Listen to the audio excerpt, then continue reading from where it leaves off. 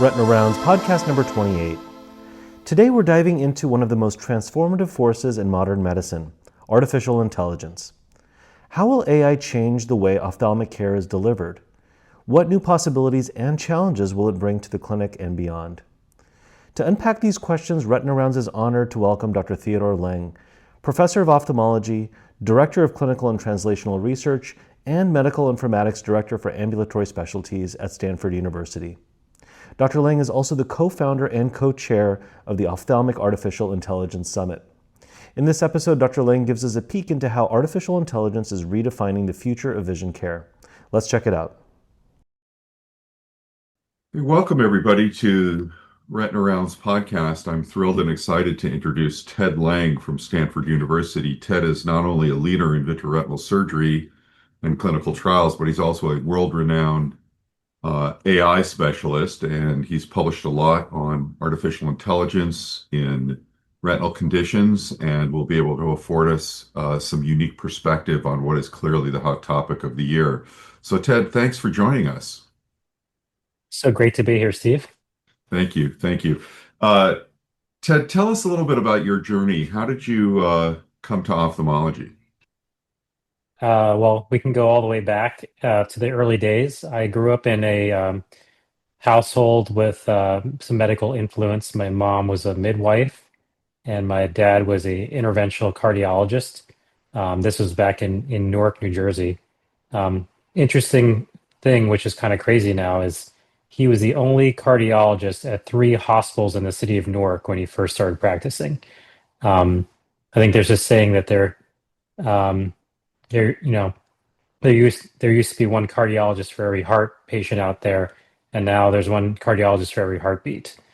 Is what he used to joke to me about.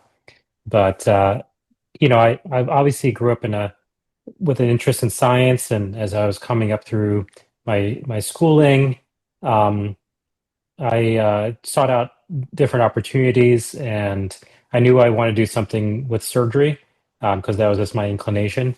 And as I was growing up, I got glasses. I'm a myope. I got glasses in 4th grade, and fortunately, I saw one of my family friends who was an ophthalmologist, a comprehensive ophthalmologist in New Jersey, and he was very, uh, you know, generous with his time, answered a lot of my questions being a little kid, and it just really got me going into that direction. And when I got to Stanford University for both undergraduate and medical school, eventually I started volunteering in the ophthalmology department, shuttling patients from the clinic to the preoperative area at the main hospital. And when I matriculated in medical school, I was fortunate to have some really amazing mentors. Um, Primary of that was Mark Blumenkrantz, our department chair at the time, a renowned retina specialist in our field and friend to many. And he really took me under his wing and really nurtured my passion for ophthalmology and retina. Well, I can tell you with perfect authority that Mark is exceptionally proud of you, and you could not have lucked into a better mentor or chosen more wisely. He's a giant in retina, and he's graced this podcast and certainly helped a lot of us make the good decisions in our lives. So kudos to you for that. And so you went to Stanford as an undergrad. What did you study? I double majored in biological sciences and also philosophy with a specialty in the history and philosophy of science. I think I'm truly probably a humanity person at heart. So I really enjoyed, reading and thinking deeply about topics and formulating arguments. And so I think that's where my kind of emotional passion lay. But I think ultimately the pragmatic side of me wanted to be in the field of science. That's fantastic. And so who were the philosophers that influenced you most in those years? So I think Hume was the kind of biggest one. He talked about scientific revolutions, and so really explored how to um, analyze historically how knowledge became knowledge, because there was a lot of fits and spurts. There was a lot of argument over whether someone was a heretic or not, and coming up with a new theory of how the universe was aligned and how that eventually became knowledge, and how there's a lot of politicking and probably some unscrupulous behaviors by scientists of old. For example, Galileo became a famous astronomer partially because he hoarded all the telescopes in Italy and wouldn't let other scientists use those telescopes. Because he had a sponsor, was a rich person, I think, back in the day. So those are kind of little interesting anecdotes that really, yeah, add some color to development of technology and knowledge over time. It's interesting because a lot of us have been exposed to great philosophers either through our readings, our studies, or mentorship. And uh, I think back on my journey, I was very lucky to be exposed to John Searle, who became, while I was an undergrad, became interested in the philosophy of the mind and the biology, how the biology and the physiology of the mind interacted with the thought processes and the philosophies. And I remember sharing with him one of my textbooks, which was about the anatomy of the brain, and he was just in physiology of the brain, and he was just absolutely smitten with it. And we became close as a relation as a result of that, and it was very impactful on me. So it's interesting to me that you also had a philosophical background. That's something that I didn't know about you. Um, it feels like, Ted, that we're coming into a fit and start and a revolution in science right now with artificial intelligence. And so give me your perspective, share with us your perspective on artificial intelligence. You're right in the center of it in Silicon Valley there and at Stanford, and you've worked so much in it. How do you see it shaping our field personally? Like, how do you see it shaping our field? Well, I think that's a really big question, Steve. Enormous. AI has been around for a long time. People sometimes don't realize that it was conceived, I think, at Dartmouth College back in the 50s. And, I think with the technological advancements with processing power, it wasn't until recently, say 5 to 7 years ago, that we were able to actually capitalize on those theories and make them into reality and really harness the ability for machine and machine algorithms to So what really you're saying is the guys at Dartmouth maybe weren't heretics? probably not. I don't think they were heretics. I think they were just before their time. I think like a lot of things in technology, there's people who are visionaries and they could conceive of something that wasn't really possible to execute at the time of them coming up with those ideas. Um, I think uh, how's it going to impact ophthalmology? I think there's so many different facets about how AI can really impact us. I think it's going to impact the physician-patient relationship, maybe helping us interact with our patients in a probably in a more meaningful way. Um, Let's drill. some Let's drill on that for a second. So how will AI impact the doctor-patient relationship and make it more meaningful? Well, that's my hope. I would think. I think as much as technology can be cold and distancing at times and in certain ways. My hope is that the technology will actually bring humans more together. So I think, you know, look at a typical clinical encounter we have where we are so pressed for time right now. We just have an unending burden of patients that we're seeing for retinal diseases. The population is aging. The incidence of age-related eye disease is increasing. And so we are a finite resource.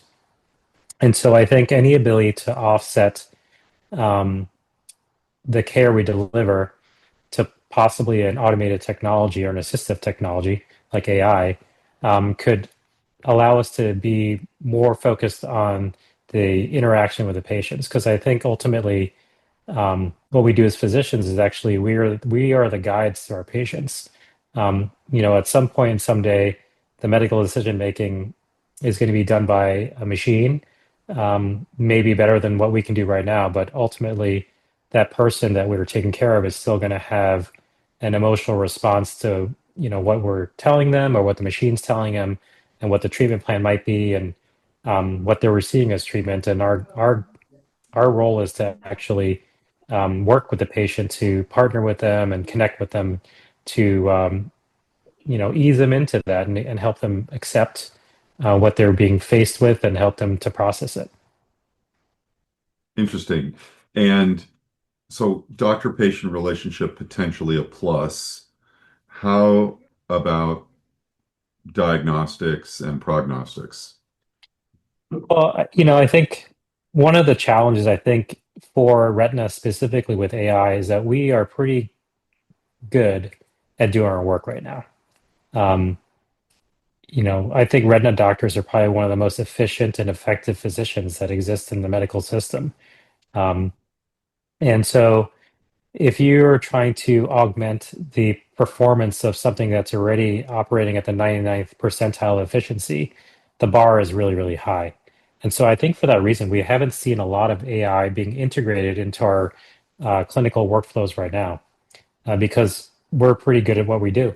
So I think helping with diagnosis is probably not really a needed area right now for the average retinal physician. I think where augmentive technologies, and we'll call this clinical decision support, where we have an automated machine that can process data either before we see the patient or while we're seeing them, and then suggest to us what we need to do next, is going to help us make our decisions more effectively and hopefully better for the patient and better for the healthcare system. So if we're able to use an AI that can tell us, hey, this patient is not doing so well in the treatment course that we're giving them, you're giving them drug X, and they've gotten two or three of those, and it doesn't seem to be working. The AI could tell us, well, maybe we should switch to drug Y, which will be both more effective and more cost effective for the patient and the healthcare system. So I think a lot of what we do is we're using algorithms in person right now. We use one treatment, give it a few tries. It doesn't work, we switch to a different treatment. Maybe with a powerful enough AI, we can choose the right treatment the first time for the patient, so we don't have to switch. Or if they're on something that's not working quite right, we can get them onto something that will work better for them. Well, how about something just as simple as detecting the presence or absence of fluid? I know you look at every single cut of every single OCT before you make a treatment decision, but not everybody does that. And there are those who rely on a map or rely on a few representative cuts or have their own algorithm for how they evaluate an OCT. Would a tighter algorithm that, allowed an AI to determine the presence or absence of fluid or an increase or decrease in fluid that didn't require a lot of physician time and was physician facing be of value? Absolutely. I think that goes into the practice of medicine as well. I think there's a term you can call it cognitive load or something, or fatigue. We work really hard all day, and at the end of the day, you're exhausted. So if you don't have to scan through whatever you're doing, 128 or 200 scans per cube, and the machine could flag three scans where there's new fluid, and then you could look at those three scans and confirm that there is new fluid, then you don't, you're going to save yourself both time and the cognitive load of doing that analysis. So yeah, I think a tool like that where our data is pre-processed for us and then only the relevant information is presented to us would be very, very helpful. Um, I agree you with know, you. I, And go ahead, I'm sorry. oh, I was going to say, I've also had a lot of experience in the aviation industry since I was a teenager. And, when you're designing systems for pilots, there's kind of this thing we call a dark cockpit concept, where in the very critical phases of flight, only critical information is presented to the pilot so they're not distracted or overloaded when they're doing other high attention tasks. For example, if you're taking an airplane off, maybe you don't want to know that the light bulb just burned out in the back seat. But maybe if you're in the cruise flight, that'd be something you would get indication for.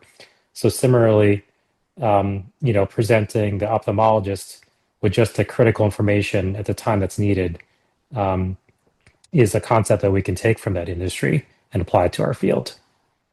Fascinating. I want to come back to the aviation example when we, excuse me, talk about AI and surgery. But for now, let's talk about prognosis. So we've seen AMD risk scores or DR risk diabetic retinopathy risk scores, but we've not, they're all pretty complicated and they require a fair amount of cognitive work and a lot of time.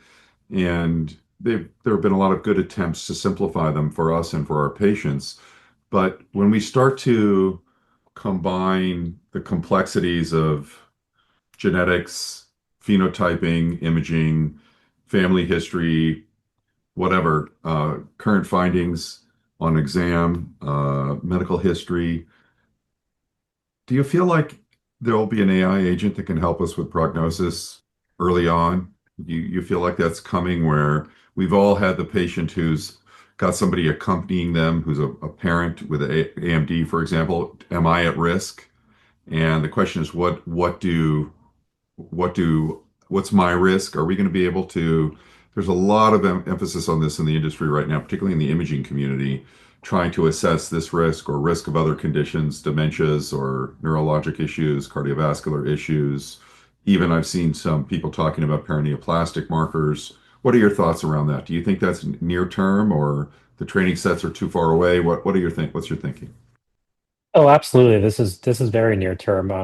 For example, our research group at Stanford, several years ago, we published a series of papers looking at the prediction from dry AMD to wet AMD, and we used training sets from the Harbor data, Harbor study, and we were able to show with a pretty high level of Remind our listeners what the Harbor study was.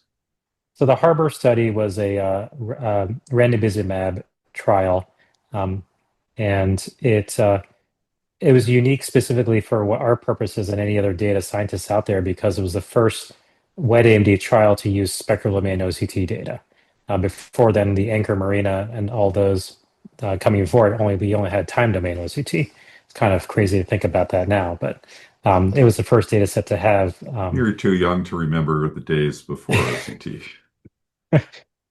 spectral domain data. It also had genetic data.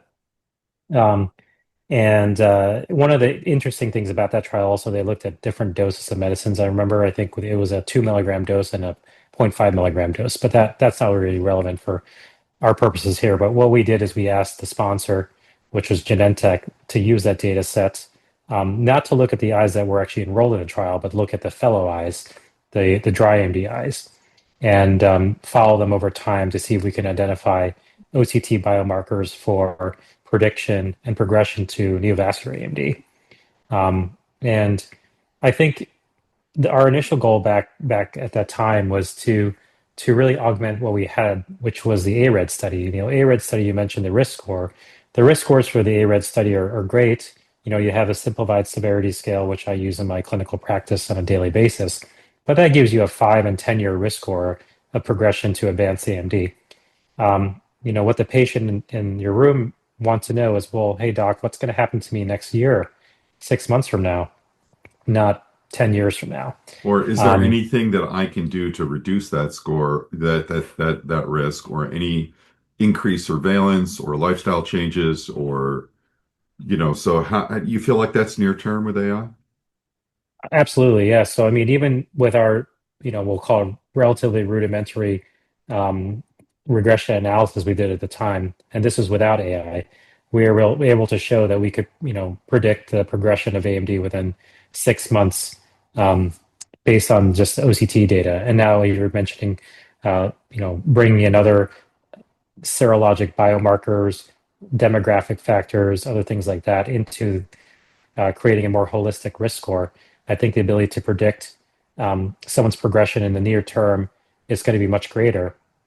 And then more importantly, once you do intervene with any sort of modifications, whether they be supplements or therapeutic, FDA-approved therapeutics or other things, maybe a light therapy, showing the change in those risk calculations over time, I think will be really impactful for the patients themselves and the doctors that are prescribing or recommending these different therapies. I see very specifically with the the two complement inhibitors we have in the market right now, we have some really powerful algorithms that can predict the rate of growth of geographic atrophy or even just where it's going to go in the next few months. Those algorithms can be used right now today to show a patient, hey, this is where you're going to be if you don't treat anything. And maybe once you start treatment, 6 months, 12 months later, show them another map showing this is the new prediction of where your GA is going to go. And if that is different than what the original prediction was, that would be really meaningful, I think, to keep patients engaged and coming in for these regular treatments that are obviously painful and time consuming and just not fun to do, or where they're not seeing any sort of like tangible benefit up front. Yeah, that's really interesting, Ted. What about uh, AI agents for just business process management in the office? Are you espousing a virtual scribe, for example, an AI scribe? What are you guys doing at Stanford? You're always doing something that we're all going to be doing in 10 years, so let us know. Um, well, I think there's a lot of augmentative technologies that we can use in our workflows. So, what we're using right now at Stanford is an ambient AI that will scribe for us. It takes a pretty decent history of present illness and medical history, previous surgical history. I think What the do you mean it takes it? technologies. It actually asks the patient in plain language, audibly, or Oh, yeah. Sorry to clarify. No, it listens in on my conversation with the patients, but good. then it writes it down in a very clear manner, and it's really useful for those patients that have a really long, complicated history. If I'm getting a second or third opinion coming in to see me for an eye that's had 10 surgeries and trauma and other things, and You they mean want to like the know. ones that I sent you? Exactly. All the patients that have moved from um, Southern California or the desert up to the Bay Area that you've sent me. So, um, so I think this is kind of like entry level AI. These ambient AIs that can listen in. And that Um, interfaces with your Epic or Cerner or whatever you're using there? yeah, it does. So right now we're using a Microsoft product, and they have an agreement um, with Stanford University, and Epic is playing along to allow it to interface and actually, go into the medical record. But in the effort to be as safe as possible for the patients, we're not giving Microsoft's AI much access to the actual patient's current medical record, so that there's no loss of protected information to the AI agent itself. Good. Um, That's and fascinating. yeah, over time, we're going to have agents that are, it's going to be able to pend orders. So if you talk about, hey, we're going to get an OCT and do an intravitreal injection next visit, it's going to pen those orders for you, and then you just have to sign them. Or if you talk about prescribing an eye drop to lower eye pressure, if they're, a glaucoma suspect or it's a post-operative patient, the pressure is a little high, it's going to go ahead and put in that timolol prescription for you, and then you can just sign it. Then there's going to be technologies which will help with billing codes, so your E&M levels as well as other CPT codes that you're going to be billing during your encounters. Um, that's kind of like the AI for the physician. But then there's, like you mentioned, back office. So there's going to be a whole. Well, stay Um, on the physician for a second. So, okay, is sure. it scribing for you also, like through the exam? It is, yeah. So I would say that's one area where it's not working that great. And I think, to be fair, this particular software wasn't designed for ophthalmologists in mind. So I fully expect that there will be an ophthalmology uh, focused AI scribe program that's going to do an excellent job. But right now, you would have to kind of go through the different parts of the eye and say, well, the cornea looks clear on the right and the left, and the nerve is pink, and the cup to disc ratio is this and that, and whatever you don't mention, it kind of leaves out, and so it's kind of an artificial and an awkward, um, encounter with the patient because they're not used to having you verbalize every Well, aspect but of that's their not eye. altogether different than having a human scribe in the room. I mean, True, but the human also knows that if you don't mention that the iris is doesn't have a nevus or a PI, they just mark it as normal, right? So I think over time the AI will be able Default to to normal. interpolate that from the conversation as well. Hmm. Yeah. Yeah, we always just said standard instead of not saying anything, so that our patients were so picky that they would, well, what about my cornea? Uh, so that's interesting. So take us through the back office functionality of the AI agents that you're familiar with. Um, well, I think this is where there's a lot of room for innovation, and I think as physicians, we often don't understand the pain points of the back office. That could be anything from scheduling to handling patient calls for a slew of problems, whether it's medication refill, making new appointments, canceling appointments, rescheduling appointments. There's also pre-authorization for the very expensive medications we have in our offices, where if you don't get reimbursed for a treatment you're giving, you're just losing thousands of dollars at that day. So I think I've talked to some companies that are creating artificial intelligence workflows where they're helping to get those pre-authorizations in place and helping what does amount to a lot of man hours of time for the staff to get all these authorizations in place before you and I can actually just see a patient and take care of them. It's interesting, I'm wondering whether these functionalities will become so ubiquitous that they are almost like the flashlight on your phone. Like the innovation right now is motivational for these ventures, but I'm wondering whether they'll become so widespread that it's almost not a business after a while. Uh, Yeah, it's a I mean, worry. it's actually really interesting too because a lot of these AI companies and technologies, they'll have one really cool product, right? Something that you know gets your pre-authorizations for you, or something that helps you with scheduling. But ultimately, everything's going to have to collapse and coalesce into one company or product because you can't go out there and buy a software license for 50 things in your office. You only want to get, a license for one or two products, right? So there's going to be a certain consolidation that's going to happen at some point. And are you foreseeing that coming from the EHR companies or from the AI companies that will envelop the EHR companies? How do you see it? I see it happening in both directions, actually. I think the big EHR companies are either internally developing these technologies or they're acquiring the smaller companies with kind of the piecemeal algorithms. But then I also know of some really ambitious AI companies which are trying to create their own EHRs. And you and I both know how difficult that's going to be to break into that market. But It's a they highly fragmented market for they're sure. still going to try to take that shot for sure. Hmm. It's great that they're doing it, and I'm rooting for all of them. One of the things I look forward to is having an AI agent on our side versus the payers, and then waiting for the payers to get an AI agent, so it'll be sort of spy versus spy, fixed I think number of the payers are already using AI agents course to they are. deny our claims.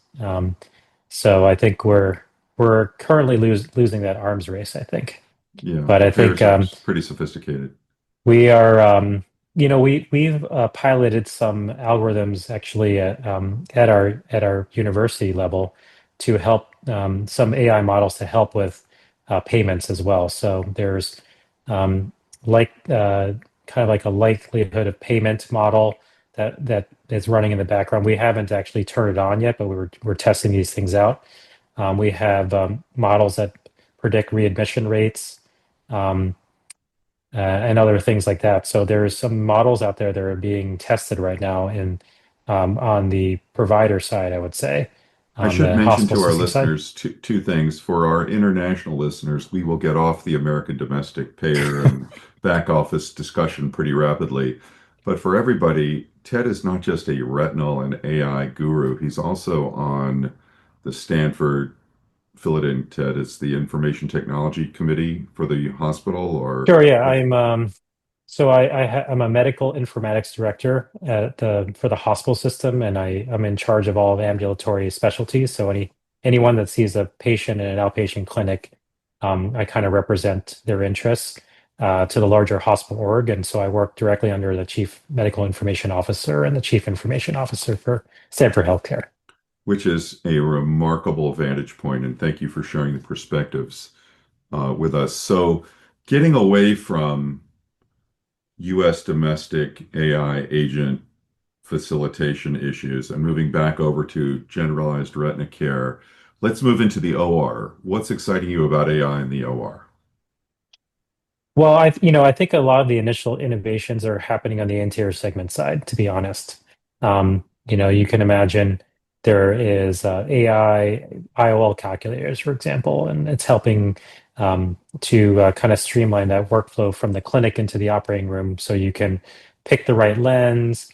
Intraoperatively, you're going to have aberrometry, helping you position that lens so that it's really, well in place for them. And they're doing a lot of computer vision as well. So computer vision is a subset of artificial intelligence. It's what your Tesla uses so to hopefully not crash into the car next to it and into any pedestrians you might encounter in Los Angeles.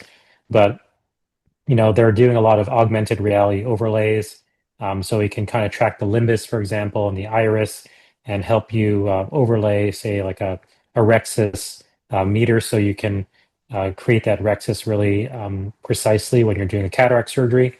On the retina side, we're doing a lot of instrument tip tracking, so you can see if the retractor is getting too close to the retina, and that brings us back to the aviation reference you made earlier, where you're going to get a little warning symbol in your ear, maybe proximity alerts that you're getting too close to the retina. Maybe you should pull up and get away from that retina. Um, and Other things like being able to visualize retinal tears or hemorrhage on the retina during a case. If you see a tear as you're doing scleral depression on a retinal attachment case, the AI will see it. It'll put a little green box around it so that you can come back to it and not have to find it again. Or if you switch to air, be able to find it again, laser it, which is, as you know, retina surgery is actually quite easy when you can see everything. But a lot of the skill comes when you have a suboptimal view. We tell that to our, Visualization and knowing where you are is critical. Situational awareness, one of the yeah. favorite things we discuss. Well, Ted Lang, thank you so much for discussing AI with us. Let's swap over and talk a little bit about your fellowship at Stanford. It's one of the great VR fellowships. It's really emerging as a leader, and we've had discussions on Retina Rounds with Hassan Rahimi, who's next door at the Palo Alto Medical Foundation, I believe, and on your faculty. And your group is just amazing at Stanford, and the fellows are fantastic. They look to you as one of the premier surgical innovators and teachers. So take us through the holistic tips or do's and don'ts when you sit down with a retina fellow for the first week or two of fellowship. What are you telling them to concentrate on, and how do you plot out their learning curve? And then we'll go to the end of fellowship as well. Well, I think there's two things. I think there's the in the OR planning, but then there's also kind of the career training planning. So, on the second point, I like to have these kind of quarterly reviews with our fellows to go over, you know, their life essentially, like where are they going, where are they heading? Do you have a plan for that? And how can we help you achieve those goals? I think the core philosophies of our program is that we're here to fully support the career development of our fellows, way even beyond the 2 years they spend with us in the clinics in the OR. And so, um, toward that end, we do have a day a week where they have non-clinical time to pursue other pursuits, whether that's a bench research. We That's have had Sunday. fellows. Yeah, in LA, that's Sunday. No, it's actually during the work week. So Monday through Friday, they get one day a week to kind of do what they want. Some fellows book extra cases. Some fellows will work in, pipetting and growing cells, and other fellows will start companies. So we had one fellow here who was a CEO of a startup company, and he spent that day, raising money and going through the FDA process for his device. So, um, but I think, when we first get a new fellow in the operating room, there's very basic things that we work on, and visualization, I think, is one of those. So just learning how to coordinate your hands and feet, getting the illumination just right, not letting that light pipe drift down towards the retina. So there's a lot of, us in their ear, hey, pull the light pipe back, pull the light pipe back. We don't want it crashing through the retina. Um, and Just making sure that they can see what they're doing. And from then, it's a stepwise process to help them learn how to become effective surgeons. So you and I were discussing the other day one of the teaching points videos you made for how to identify where to peel or how to initiate a peel in a macular pucker. Can you take us through some of those points?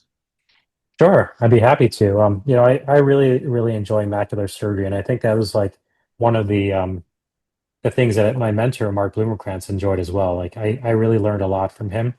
Um, I think I think one of the most important things I realized for myself during fellowship was sometimes you can learn more by watching a master at work than by trying to do it yourself. I think a lot of trainees, even when I was a resident, you're like, oh, I just want to do more cases because I'm going to learn better that way. But I think the perfect scenario is you get your hands dirty a few times, you do a handful of cases, then you step back and then you watch someone who's really good at what you were just doing.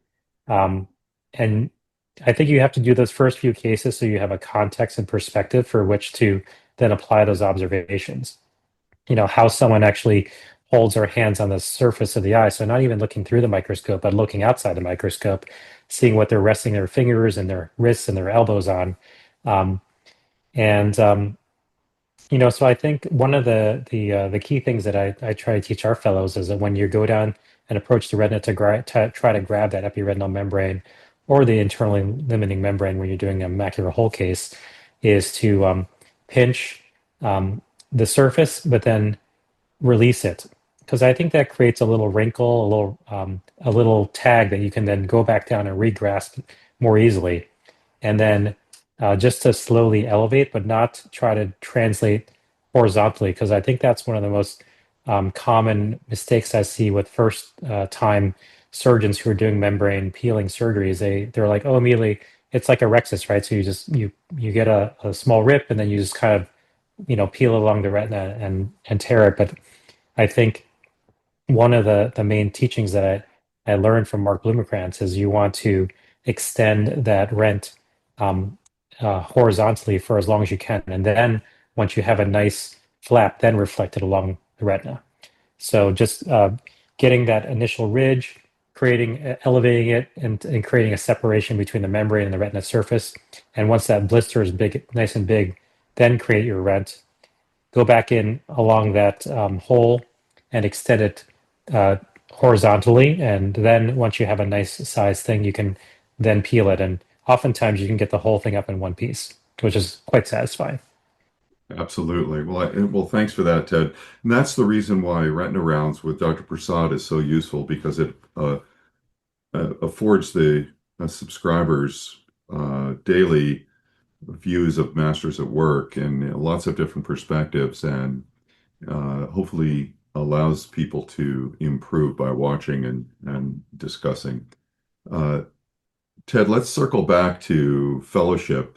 You trained your vitreoretinal surgery at Bascom Palmer, one of the great institutions on the face of the earth. And who impacted you there? I mean, I know everybody did, but who really did you gravitate towards, and what have you brought? Tell me a couple of the lessons that you brought forward into your career and who they came from. Sure, absolutely. So just to clarify, I did my residency at Bascom Palmer, but I did my retina Excuse training at me, Stanford. excuse me, got Um, that backwards. yeah. So when I was there, it was the heyday of anti-VEGF. I arrived just after the first Avacid injection was given into the eye. So I really was drawn to Phil Rosenfeld for his, innovative brain. Essentially, he was very um, um, instructive about uh, treating patients and really trained all of us residents at that time on how to administer these anti-VEGF injections. So did a bunch of very important research projects with him. Um, and from a surgical side, I think I really enjoyed working with Bill Smitty, because I feel that one of my goals in surgery is to be as efficient as possible. And you don't often find a retinal surgeon that's running two rooms twice a week. And he would refuse to do anything smaller than 20 gauge because it was too slow. But watching him work and uh, from both fixing retinal attachments and doing macular surgery, I think was really, really, instructive for me. Yeah, Bill and Phil are both huge, huge role models for all of us. They're thought leaders and huge innovators. Well, what a fortunate perspective to have. And when I know you spend a little bit of time with the medical students and trainees before residency, and then with the residents. When you're counseling residents on the choices they're making, whether or not to go into retina, what's that conversation like? What are you looking for? What are you helping them with? I think it's a really interesting thing. We're almost at an inflection point in fellowship selection. I think Retina ruled for a long time because of all the cool innovations that we have access to and we're a part of. Um, but I think a lot of the anterior segment surgery is now becoming more interesting to the trainees because they're seeing our retina clinics um, more as a medical retina view. Like they're seeing, we're just doing these injections and um, the surgeries are kind of taking a back burner to our practices. And I think that the younger trainees are really excited by the innovative surgery techniques that they're seeing. And so, with all the MIGs and the advanced anterior segment surgeries and the, kind of more refractive surgeries that are available now, I think it's attracting a lot of the younger students and trainees into those fields.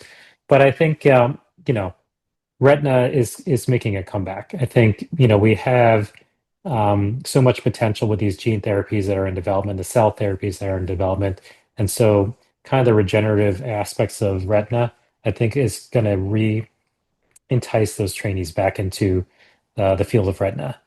And I think, when I advise our trainees, I think what I really emphasize is the potential to make a huge impact, right? I think one of the reasons I chose vitreoretinal diseases over other fields of ophthalmology was a lot of the mysteries of the eye were still yet unsolved in the retina, right? I still don't think we have an adequate treatment for diabetic retinopathy.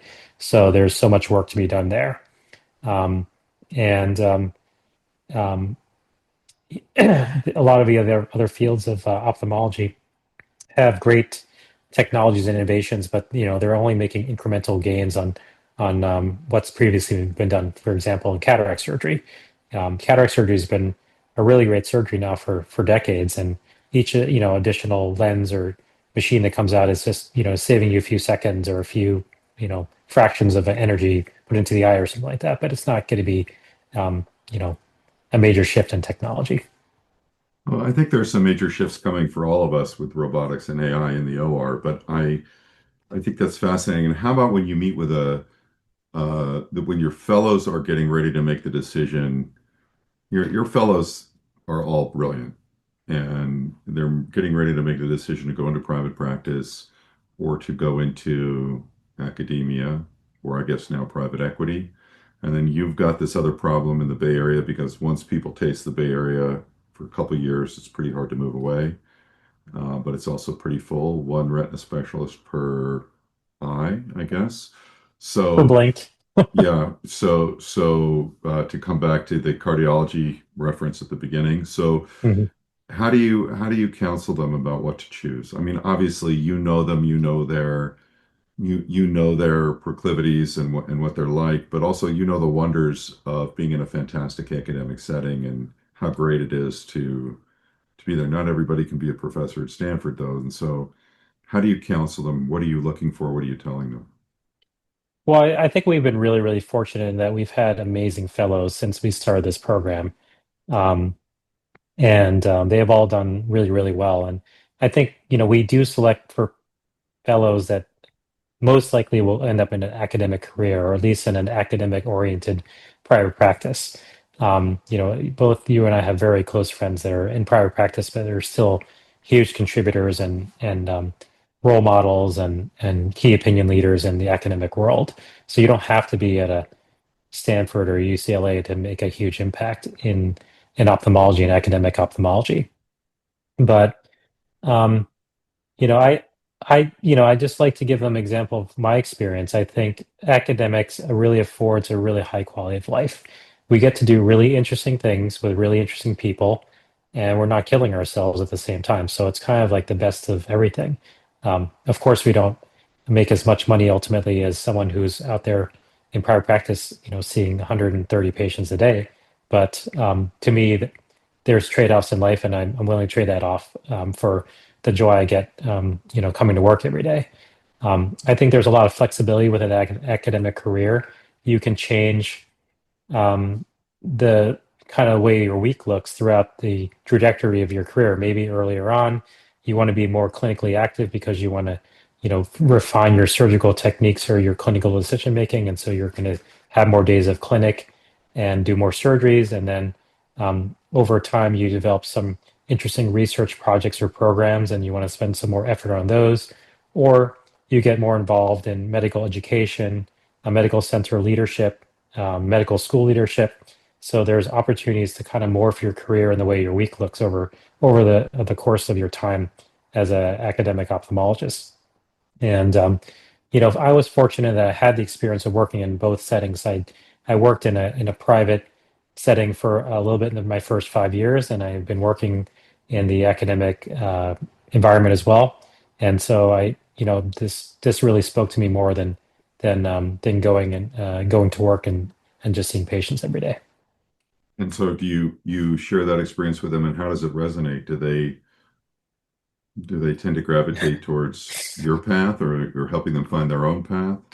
Well, I think, I don't often tell people what to do with their lives, but I just, give an example of what my experience has been, and hopefully that informs their decision making. And, I think whatever they ultimately choose, I'm very supportive and happy for them. I think that I want them to be happy with their choice. And if they, once they're fully informed and they have, viewpoints from, different practice types, and they think that this is the best situation for them, then I think they'll be happy.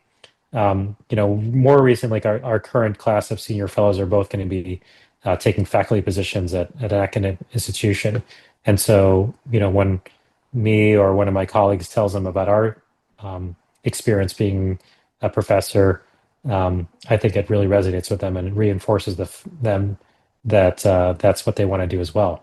But we've also had one of our fellows who went into private practice, a really well-respected practice in the Midwest for a number of years, and then he actually took a faculty position in South Carolina at an academic institution the past few years, and so he was happy in both scenarios. But I think life changes.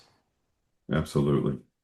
Absolutely. So this is a personal question, so you feel free to deflect it if you don't want to answer it. But you've got two beautiful children that are barely teenagers. There you are in the Silicon Valley.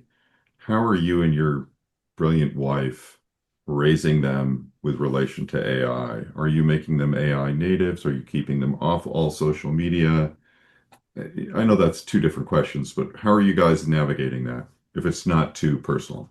Oh no, I'm happy to give my opinion because they're free, right? So I think it's difficult to be a parent in this generation, and we've certainly lived through those struggles about how to introduce technology to our kids. The American Academy of Pediatrics is recommending a certain thing, whether it's 13 or 16 or whatever for phones and social media. But the reality is that your kids are not going to be fully integrated with their peers unless they have access to some or most of these tools and apps that their peers are using. Because as much as you want to be the perfect parent, there's a lot of parents who don't care about that, and their kids are using these tools. So, I think we've taken kind of a middle of the road approach. We don't give them a free reign of everything, but over the years, we've given them more access to technology. Um, and this was actually accelerated a little bit, but unfortunately by COVID. We had a plan of not introducing a cell phone until a certain age, but and as a two physician household, we actually were the only people on our street and probably in our neighborhood that was working outside of the house in 2020, and we just needed to be able to keep, in touch with our children. Um, and so we had to give them phones, even though they were, I don't know, 11, 10, or whatever years old. So that was kind of forced our hand on that. Um, with regard to AI, I think our schools have had a really interesting approach to this. It's almost like we're going back to the dark ages. The kids aren't allowed to do any homework at home anymore. A lot of their assessments, for example, if they're writing something, is done with a pencil and a piece of paper in the classroom. They can't even type it or look at a device when they're doing these assessments. I was joking with my daughter that she's going to need a scribe, like a monk who's a scribe with a candle and you know copying over her textbook for her. Um, but the schools also realize that AI is here to stay. And so, one of the schools has a policy where the kids are allowed to use AI, but they can't turn in anything that was created by AI. And I think that's kind of my personal philosophy as well with the children, because we want them to be power users of the technology, but not cheaters because of the technology. So I think if they don't use AI, they're going to get left behind. Just like there's lots of sayings out there that, doctors who can use AI are going to replace doctors who can't use AI. And I think it's the same thing in society with the younger generation. If you can use AI smartly and effectively, but it's not going to replace your brain, you're going to be more effective than someone who's not. So I encourage them to use AI to help them with their work, but not to create their work for them. Fascinating. And is that the consensus? I mean, I know being careful because I know you're the doctor for just about every tech CEO in Silicon Valley. So you influence literally how they see the world.